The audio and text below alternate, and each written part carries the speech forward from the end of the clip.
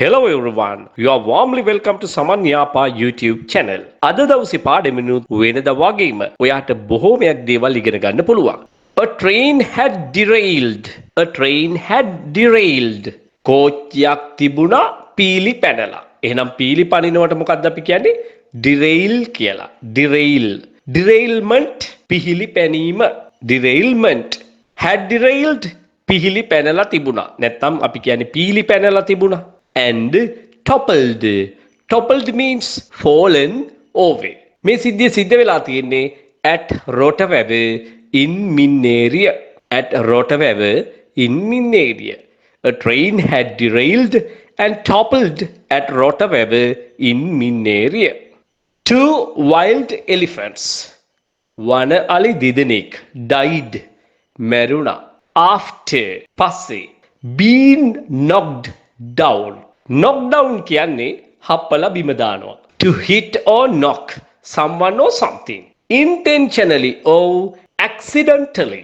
Knock down කියන්නේ යමෙකු හෝ යම් දෙයක් හප්පලා බිම දානවා. ඒක හිතාමතා කරනවා වෙන්නත් පුළුවන්.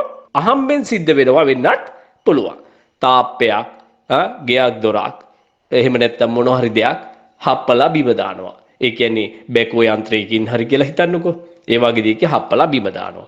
ඒ වගේම දැන් මේ වගේ සිද්ධියකදී නම් කෝච්චියක සත්තු ටික හැප්පෙනවා. එතකොට හප්පලා බිම දානවා. අන්න ඒ කතාවට තමයි අපි කියන්නේ knock down කියලා. එතකොට වනාලි දෙන්න මැරුණේ කොහොමද? හප්පලා බිම දැම්මට පස්සේ. කියන්නේ හැප්පුණාට පස්සේ. by the vertical bound. ඒ මොකක්ද? vertical bound. vertical මඩ කලපුව. bound in the direction of or in the direction of moving in the direction of කියන එකයි. මඩ කලපුව බලා යන දුම්රියක්. fuel carriage train. fuel carriage train එකක් කියන්නේ මොකද්ද? ඉන්ධන රැගත් දුම්රියක්. මඩ කලපුව බලා ධාවනය වන ඉන්ධන රැගත් දුම්රියක ගැටීමෙන් වන අලි දෙදෙනෙකු මිය ගියා.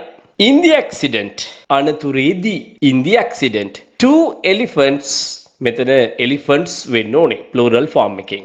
two elephants were killed. ඇත්තටම මේක නිකම් මිය යාමක් නෙවෙයිනේ.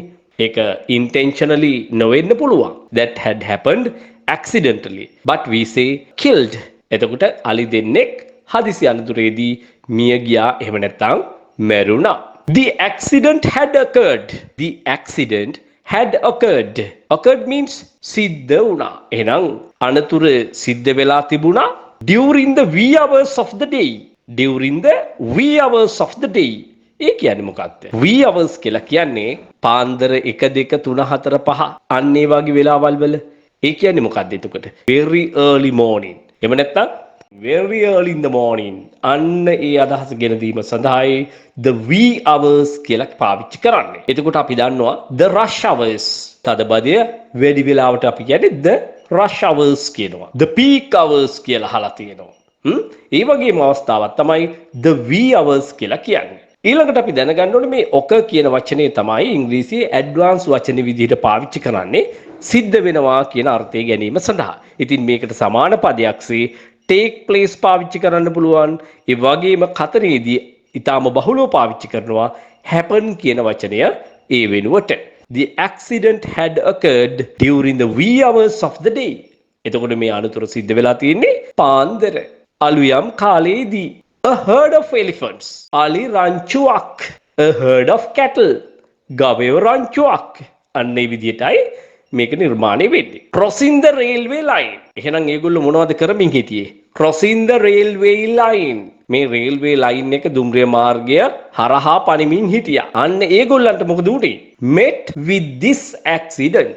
මේ අනතුරට ඒගොල්ලෝ මූණ පෑවා. පාර හරහා පනිමින් සිටි අලි රංචුවක් මේ අනතුරට මුහුණ පෑවා. A herd of elephants crossing the railway line met with this accident. දැන් මෙතනදී ඔයා පාඩම් කරගන්න ඕනේ meet with an accident කියන phrase එක. meet with an accident කියලා කියන්නේ හදිසි අනතුරකට මුහුණ පානවා. හදිසි අනතුරකට ලක් වෙනවා. Now look at this. They met with an accident while traveling to Colombo. ඒගොල්ලෝ හදිසි අනතුරකට ලක් වුණා. එහෙම නැත්නම් හදිසි අනතුරකට මුහුණ පෑවා කොළඹ බලා ගමන් කරමින් සිටියේදී. The railway line දුම්රිය මාර්ගය had been damaged කියලා කියන්නේ past perfect passive වාක්‍යයක්. දුම්රිය මාර්ගයට හානි සිදු වෙලා තිබුණා.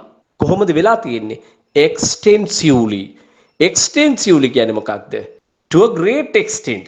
ඒ කියන්නේ විශාල ලෙස කියන අර්ථය සඳහා. මේ වාගේ තැනකදී ගැලපෙන්නේ දැඩිසේ කියන අර්ථය. එතකොට දුම්රිය මාර්ගයට දැඩිසේ අලාභ හානි වී තිබුණා. දැඩිසේ අලාභ හානි වී තිබුණා කියන්නේ තමයි the railway line had been extensively damaged කියලා තියෙන්නේ. දැන් ඊළඟට දැනගන්න ඕන විශේෂම කාරණාව තමයි මේ adverb එක ඇයි ප්‍රධාන ක්‍රියාව වනේ damaged කියන වචනයට කලින් පාවිච්චි කළේ. සාමාන්‍යයෙන් adverb එක එන්නේ ওই වගේ ක්‍රියාපද වලින් පස්සේනේ. ඒක තමයි අපි වැඩියෙන් දැකලා තියෙන ක්‍රමය. නිවුස්පේපර් ආටිකල් වලදී එහෙම අපි බහුලව දකිනවා. හේතුව තමයි ඒ අදාළ ක්‍රියා විශේෂණය highlight කරගන්න ඕන වෙනකොට, ඒකට වැඩිපුර බරක් දීලා කියන්න ඕන වෙනකොට අපි ප්‍රධාන ක්‍රියාවට පෙර තමයි ඒ වචනේ යොදා ගන්න ඕනේ. The railway line had been extensively damaged. දුම්රිය මාර්ගයට දැඩිසේ අලාභ හානි වී තිබුණා. අර මම ඉස්සල්ලා කියපු කතාව පැහැදිලි නැත්නම් මේ බලන්න. It's raining heavily. It's raining heavily. වහිනවා හයියෙන් කියන තේරුම. වහිනවා තදින් වහිනවා කියන එක. අපි මෙන්න මේ අදහස කොහොමද කියන්නේ? හයියෙන් වහිනවා. තද්දට වහිනවා. අපි කතා කරනකොට කියන්නේ හයියෙන් වහිනවා කියලා. එතකොට අර හයියෙන් කියන එකට තමයි වැඩියෙන්ම අපි ફોකස් කරන්නේ. ඒක තමයි අපි highlight කරන්න උත්සාහ කරන්නේ. අන්නේ වැනි අවස්ථාවකදී තමයි අර මම මුලින් කිව්වේ ප්‍රධාන ක්‍රියාවට පෙර ඒක පාවිච්චි කරන්න ඕනේ මෙන්න මේ විදියට. It's heavily raining. You know, it's heavily raining here. ඔයා දන්නවද? මේට හයියෙන් වහිනවා. It's heavily raining here. At that time, ඒ වෙලාවේ there had been 4 people, including the driver. At that time, දැන් මේ දුම්රිය අනතුර ගැනමනේ මම කතා කරන්නේ.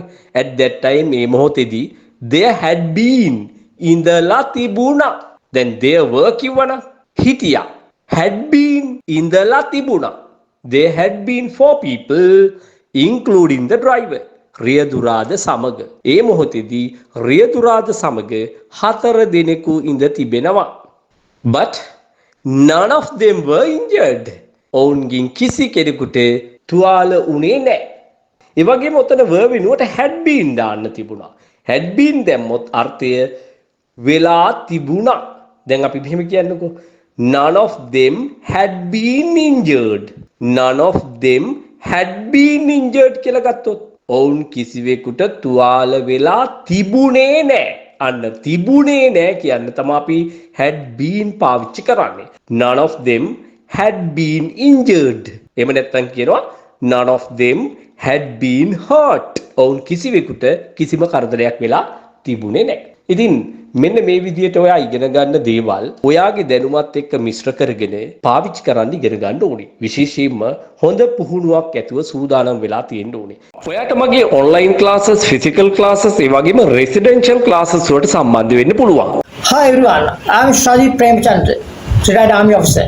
Today I thought to make a video like this to bring you an important message regarding English language. Because today we can't keep away from this language at all.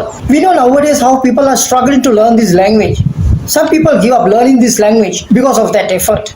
Sometimes they may not be able to find out a good English teacher. I also had a lot of problems then with this language. Although I spoke in English, I made so many grammatical mistakes. To overcome from this grammatical mistake, I needed to find out a good English teacher with proper instructions. If you join Saman Yapa classes, you can find all these opportunities. Through Mr. Saman Yapa's YouTube channel, coincidentally, I got a chance to view Major Premchandra's speech. After seeing it made me to share some words about Mr. Saman Yapa. I am a teacher. Throughout my life, I participated in numerous English courses. Eventually, I was able to enhance my skills to this level with Mr. Yapa's guidance. The way of his teaching, articulate expression, pronunciation, dedication, motivation, and also his humbleness impressed me a lot. I can highly recommend him as one of the best teachers. Wish you all the best.